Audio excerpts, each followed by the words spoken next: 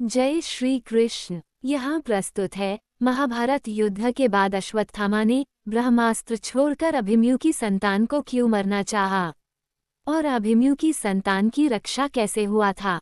इस कहानी का संपूर्ण कथा का वर्णन, जो महाभारत युद्ध का वह भाग जो भावनात्मक भी है और रणनीति व प्रतिज्ञा से भरा हुआ भी, और श्री कृष्ण लीला भाग 103 की कहानी, जिसे एक भावपूर्ण, क्रमिक और संवादात्मक शैली में कहानी का वर्णन है। अगर आप चैनल में नए हो तो चैनल को सब्सक्राइब करके श्री कृष्ण लीला भाग 1 से लेकर भाग 102 तक की कहानी को जरूर सुने। युद्ध समाप्त हो चुका था। कुरुक्षेत्र की धूल में अब शस्त्र नहीं गूंजते थे, बल्कि शोक, वेदना और पश्चाताप के स्वर तैरते थे। दुर्योधन, दुष्टों का नायक, गदा युद्ध में भीम के हाथों मारा जा चुका था। भीष्म पितामह बाणों की शैया पर शेष प्राणों को त्यागने की प्रतीक्षा कर रहे थे।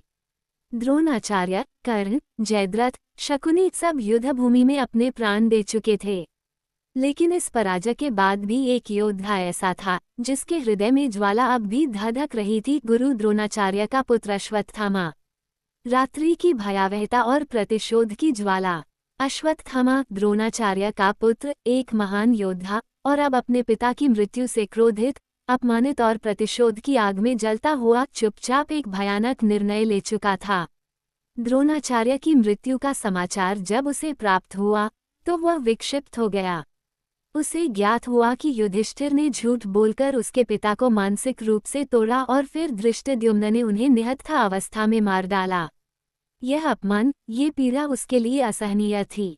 रात्रि में अश्वत्थामा ने अपने दो साथियों कृपाचार्य और कृतवर्मा के साथ पांडव शिविर पर आक्रमण किया।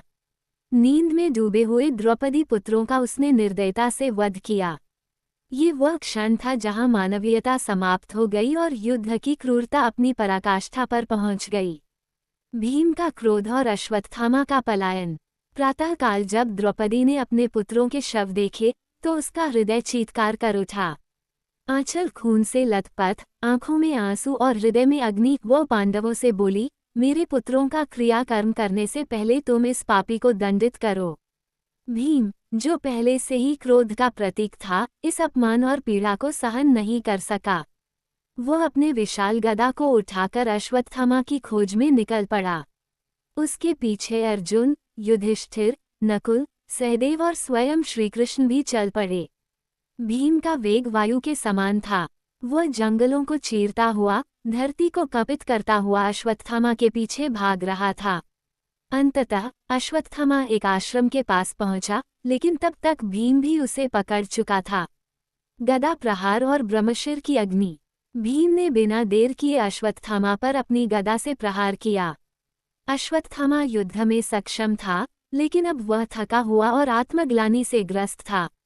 फिर भी वह भीम के गदा प्रहार से बचा और वहीं उसने सबसे भयानक निर्णय लिया, अपना ब्रह्मशिर अस्त्र निकाल लिया। ब्रह्मशिर अस्त्र ब्रह्मास्त्र से भी कहीं अधिक घातक, विनाशकारी और प्रलयनकारी था। उसे केवल वे ही योद्धा चला सकते थे जिन्हें उच्चतम स्तर की मंत्र विद्या और आत्मसंयम प्राप्त हो। अश्वत्थामा ने उस अस्त्र का आह्वान किया और उसे अपने धनुष पर चढ़ा लिया। उस पल आकाश में तेज बिजली की गड़गड़ाहट हुई, हवाएं स्थिर हो गईं और समय जैसे थम गया। तभी वहां श्री कृष्ण, अर्जुन और शेष पांडव भी पहुंचे। कृष्ण ने तुरंत अर्जुन से कहा, पार्थ, अश्वत्थामा ने ब्रह्मशिर को छोड़ दिया है। इसे केवल तुम्हारा ही ब्रह्मशिर रोक सकता है। विलंब मत करो। अर्जुन का ब्रह्मशिर और विनाश की घड़ी। अर्जुन ने तुरंत ही ध्यानस्थ होकर अपने ब्रह्मशिर अस्त्र का आह्वान किया। उसके नेत्र बंद थे, ओंकार की ध्वनि अंतरिक्ष में गूंज उठी और उसकी भुजाएं दिव्यता से दमक उठीं। जब उसने अपना अस्त्र चलाया तो संपूर्ण ब्रह्मांड की गति रुक सी गई। दो ब्रह्मशिर अस्त्र अब आमने सामने थे, एक अश्वत्थामा का, जो प्रतिशोध से प्रेरित था, और दूसरा अर्जुन का, जो धर्म और रक्षा के लिए था। दोनों अस्त्रों से निकलती हुई दिव्य ज्योति, अग्नि, ध्वनि और ऊर्जा के आवेग से आकाश फटने लगा, दिशाएं चीत्कार करने लगीं। तब संकट की इस घड़ी में स्वयं भगवान वेदव्यास वहां प्रकट हुए। वेदव्यास की वाणी और एक कठिन निर्णय। वेदव्यास ने अपनी दिव्य शक्ति से दोनों अस्त्रों के बीच आकर उन्हें टकराने से रोक दिया। उन्होंने दोनों योद्धाओं से कहा, पुत्रों, ये संहार अस्त्र केवल आपसी विनाश नहीं लाएगा, ये संपूर्ण पृथ्वी को भस्म कर देगा। इसे वापस लो, यही धर्म है। अर्जुन ने तुरंत अपना अस्त्र वापस ले लिया। वह जानता था कि किसी भी अस्त्र का सबसे बड़ा रूप संयम और नियंत्रण होता है। लेकिन अश्वत्थामा ने सिर झुकाते हुए कहा, हे ऋषिवर, मैं इस अस्त्र को वापस लेने की विद्या नहीं जानता। मैं इसे चला सकता हूँ, पर लौटा नहीं सकता। वेदव्यास के मुख पर चिंता की रेखाएं उभर आईं। श्री कृष्ण ने आगे बढ़कर कहा, यदि यह अपने अस्त्र को वापस नहीं ले सकता, तो इसे ऐसे स्थान की ओर मुड़ना होगा जहाँ जीवन न हो, अन्यथा ये समस्त सृष्टि के लिए विनाशकारी सिद्ध होगा। श्री कृष्ण का निर्णय और दिव्य मणि की मांग। अश्वत्थामा क्रोधित था, पीड़ित था, किंतु विवश भी। श्री कृष्ण ने कहा, यदि तुम इसे लौटा नहीं सकते, तो हम तुम्हें अभयदान तभी देंगे जब तुम अपनी मणि हमें सौंपो। वह मणि जो तुम्हारे मस्तक में जड़ी है, जो तुम्हें भूख, प्यास, थकान और मृत्यु से मुक्त रखती है। वह मणि जो तुम्हें दिव्यता प्रदान करती है, उसे हमें दो। अश्वत्थामा का मुख पीला पड़ गया। वह जानता था कि उस मणि के बिना वह एक सामान्य मनुष्य बन जाएगा, अपमान और पीड़ा के साथ युगों तक जीवित रहेगा। फिर भी उसे कोई विकल्प नहीं था। उसने अपने मस्तक से वह मणि निकालकर श्री कृष्ण को सौंप दी। अस्त्र की दिशा और गर्भ पर प्रहार। अब उसे अस्त्र की दिशा तय करनी थी। उसने एक भयानक निर्णय लिया, मैं इस ब्रह्मशिर को उस गर्भ की ओर मोड़ता हूँ जिसमें पांडव वंश जीवित रह सकता है, अभिमन्यु की पत्नी उत्तरा के गर्भ की ओर। ये सुनकर पांडव स्तब्ध रह गए। द्रौपदी रो उठी, अर्जुन क्रोध में कांपने लगा और युधिष्ठिर के मुख पर चिंता की रेखाएं गहराने लगीं। लेकिन श्री कृष्ण शांत थे। उन्होंने अपनी आंखें बंद की और दिव्य स्वर में बोले, हे ब्रह्मशिर, यदि तू धर्म के विपरीत जा रहा है, तो धर्म ही तुझे रोकेगा। मैं उस गर्भ की रक्षा करूंगा। सुदर्शन चक्र और गर्भ की रक्षा। श्री कृष्ण ने अपने चक्र सुदर्शन को चलाया। वह चक्र अदृश्य गति से उत्तरा के समीप पहुंचा, और जब ब्रह्मशिर अस्त्र गर्भ की ओर बढ़ा, तब सुदर्शन चक्र ने एक दिव्य कवच बना दिया, एक ऐसा ज्योतिर्मंडल जो किसी भी ऊर्जा, किसी भी शक्ति, किसी भी दुष्टता को भेद नहीं सकता। ब्रह्मशिर की लपटें उस कवच से टकराईं, पर अंदर प्रवेश नहीं कर सकीं। वह ऊर्जा वहीं समाप्त हो गई।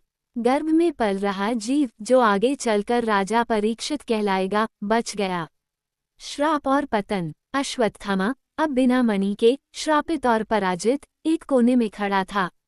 श्री कृष्ण ने उसे देखा और बोले, तू एक ब्राह्मण कुल में जन्मा था, परंतु तेरा कर्म राक्षसी था। अब तू युगों तक भटकेगा, न मृत्यु तुझे मिलेगी, न मुक्ति। तू अशांत आत्मा बनकर पृथ्वी पर घूमेगा, जब तक कलियुग समाप्त न हो जाए। अश्वत्थामा चुपचाप वहां से चला गया, काले अंधकार में लिपटा हुआ, समय के द्वारा श्रापित, मानवता के सबसे बड़े पापों में से एक का बोझ उठाते हुए। और इस प्रकार उस रात का विनाश टल गया। ब्रह्मास्त्रों का संहार रुक गया, लेकिन इतिहास की गाथा में ये प्रसंग अमर हो गया, जहां प्रतिशोध और संयम दोनों की पराकाष्ठा देखी गई, जहां धर्म ने अधर्म को रोका और श्री कृष्ण ने एक अजन्मे बच्चे की रक्षा कर पांडव वंश को जीवित रखा। ये कथा हमें बताती है कि शक्ति का प्रयोग बुद्धिमत्ता से हो, और क्षमा तथा धर्म की शक्ति सबसे बड़ी होती है। दोस्तों, श्री कृष्णा लीला भाग 103 की कहानी समाप्त हो गया है। अगर आप भाग 104 की कहानी को सुनना चाहते हैं तो हमारे चैनल के साथ बने रहें।